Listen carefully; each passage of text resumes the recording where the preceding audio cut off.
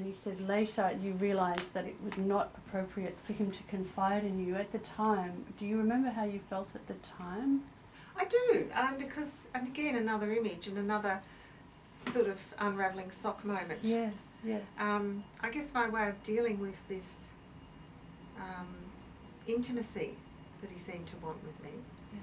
not sexual, but he wanted me to understand him. I think he was terribly lonely, and unhappy, and we both loved being in the garden. And I remember my first experience of it, perhaps, of this sharing his inner life with me was he was hosing the garden. Yeah. And again, I was standing beside him and we were just watching the hose together. Yeah. And then he started talking and telling me about his love of his lover in Tahiti. How old were you? Gosh. I might have been, I think this was before my brother was born. I might have been 6 or 8. Oh, okay. No. I think I was older than that. No, I had, developed, I'd become a pubescent at that stage. Right. I do remember that. So it could have been any time after 11. Yes. Yeah. Very young. Very young. And there was something else about that. So he was hosing that. Oh, that's right. And then he would sort of, and I remember this because it's a good example of my father's philosophic mind. He read a lot of philosophy. I've inherited all his books on Freud, and he had first edition Freud. Okay. Yeah. Analysis of dreams and all these things. Yeah. He's a very deep thinker. And so while he was hosing, he was saying, oh, well, of course, he was making this pronouncement based on his own experience. Well, of course, love doesn't last forever, he would say. And he was just, I think, trying to, now in hindsight, to justify his own position. It was like he was presenting me with a world view, like this is the world view. Yes. I'm telling you how it is. Yeah. But in reality, he was just justifying his own situation, or trying to accept his own situation, perhaps. Yes. That he was no longer in love with my mother, that he was married, and that was just your duty to that's just how life is. Yes. But then he, so other significant things happened about sometime after that was my mother going into a mental hospital after her suicide attempt. Did you find her? Find her? Did you find her after her suicide attempt? No. That all happened when I was at school. Yeah. I came home and my brother was still a baby, I don't know what that was going on there. That's a mystery to me, but my brother ended up with my neighbour over the fence. They looked after him. And my mother went into Royal Park, I think it was, mental hospital. And I believe she had a lobotomy. I think there was talk of that. That was kind of, sorry, not lobotomy, shock therapy, which that was what you did in those days. I know, yeah. And she just was never ever the same after that. And when she eventually, and I didn't see her in hospital, she just kind of appeared. Were you scared throughout that? Terrified. Yeah. Yeah. My whole world was just in chaos again. And so, is there any way you were able to cope, that you found to cope? Were you still sort of focusing in on things, and or had you started dancing? I started dancing. Yeah. Yeah. So my, I went to dance classes. Yeah. And I went 5 times a week, and sometimes weekends, and that was my world. Yes. That's where I lived, really lived. In your body? In my body, yes. And I drew and painted, and I modelled. I was an artist's model from a very early age. a very early age for the drawing, the painting and the modelling, would you Yeah, say? yeah. Yeah. Well, I never stopped drawing. So that's always been, you That's came in always with been, that. yes, Yes. always.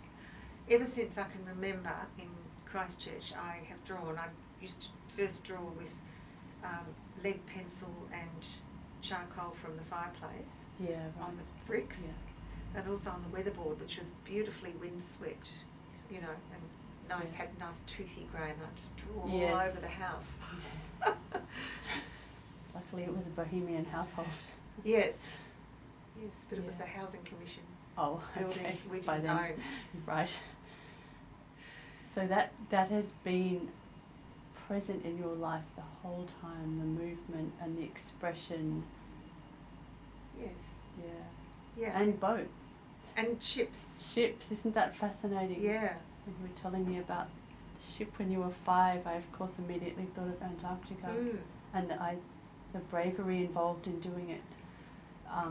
But only from a certain perspective it's brave. From your perspective, ships are part of it. Mm. Yeah, Yeah. it's fascinating. And so after the massive upheaval when you were 15, where did that leave you placed to kind of move out into young adulthood and, you know, even finishing school? Was that a difficult? Yes, it was actually. I nearly didn't go back to school after intermediate. It was just felt like such a tiny world, school. And I actually applied for positions on ships as a stewardess. I wanted to get away. Yes, yes, But I didn't succeed in getting work. yeah, Maybe I didn't push hard enough because maybe I wasn't courageous enough yet to really do what I felt I wanted to do. yeah. I ran away from home once. I just walked out of the house, walked and walked and walked, and found myself quite a long way from home. How old were you when you did that? Oh, God. Like roughly? Roughly, I would think it was very young. I think it was 12. Yeah. And I applied for a job as to work in I was so young and ridiculous. And I knocked on the door of a guest house Yeah. and asked for work. And the guy was so lovely. He sat down, gave me a cup of tea. He took me quite seriously, I thought, Yes. interviewed me.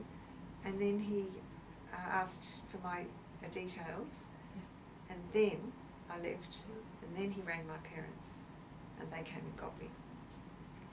So that was a very interesting. That's a very interesting story, isn't it? Mm. There's kindness and there's Mm. pathos and the whole lot in that one. And long walks.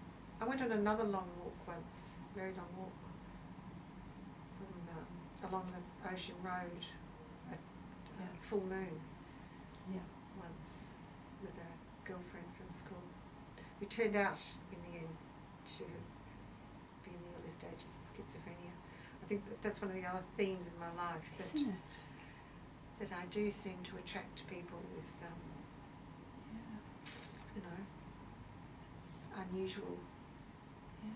psychological conditions. Yeah, right. So you did finish school. I did, in fact. I went back to school, and the other really dreadful thing that happened was that Yeah. I had a boyfriend at school, Mm. a young Swedish boy who I just adored all through life. I admired and loved this person. We never actually got together romantically, but there was something about him. Great meeting of the heart, perhaps. Yes, Yeah. and mine, so I believe. Yeah. And I think he was very like my father. I think that was part of it. And he and my father got on very well. Yeah. Anyway, he got into drugs in the second last year of school. Oh, okay. And that, I was devastated because he was very, very intelligent. And I really wanted him to do well. Sounds like another catastrophic loss in a sense. Oh, yes. It is, isn't it, with drugs? Well, and the other loss that was that triggered his behaviour was the death of his father from cancer, and I'd become quite close to his family, so that was life-changing. Like the whole world seemed to be kind of exploding. So I went back to school and I just threw myself totally into study. And I never focused on academic work until then. And I've got 5 minutes. And then I just started to read books. I hadn't really been a great reader before then. So in year 12 I suddenly deeply immersed myself in study with my schizophrenic friend. Yeah. Didn't have anything to do with boys. It's just Right. that was. Do you place a significance on that fact? Are you comparing yourself to, say, the girls around you at the time who did? And if you look back at that now, do you feel a sense of loss about that, or do you actually think everything was perfectly in order and that was just, you know, you were into books and you were with your friend and it doesn't matter? I was a complete social misfit. I just didn't feel I was part of that world at all. Yeah. And were you easy about that, or were you sort of conflicted about it? Conflicted. Yeah. Yeah. I felt weird. Yeah. And so with only 3 minutes left, once you finished school, did you go out into the world and get a job? Was that sort of your route out of home, or did you stay around? I fell in love with a lovely man who is still my friend. Yeah. And I got pregnant and I got married. I only got married really because his parents were religious and expected an engagement. Right. I desperately had to get out of the house. Yes. So to be engaged was kind of a license to go away and so on with my fella, which we did, and he's great. He gets, and the funny thing is that he's, as it happens, his father and my father were very close ham radio buddies. Right. So there was that trust in his family. I think I married the family. I just felt totally, again, another safety net. And it was a family of, the extended family really comprised of doctors, psychologists, psychiatrists, social workers. Oh, okay. So they were all very analytical people, which had its discomforts for me. I enjoy that aspect at all, but at the same time. But not now. Especially then I just felt that they weren't really living, they were just observing and analysing, which is precisely what I've been doing. So it was like I did recognise, you know, that old thing, you point your finger and the two fingers point back. So I was kind of on to them, I thought. But there's this whole other life, you know, that is not held within those practices. And I think that that's exactly what they valued in me, that wild, uncontrollable aspect. Well, that's probably about 3 minutes. Okay. Thank you. That was like really, I don't know, I just feel like I should be brief or something, but you're okay, you're fine. Yes. And you're a very amazing listener and questioner.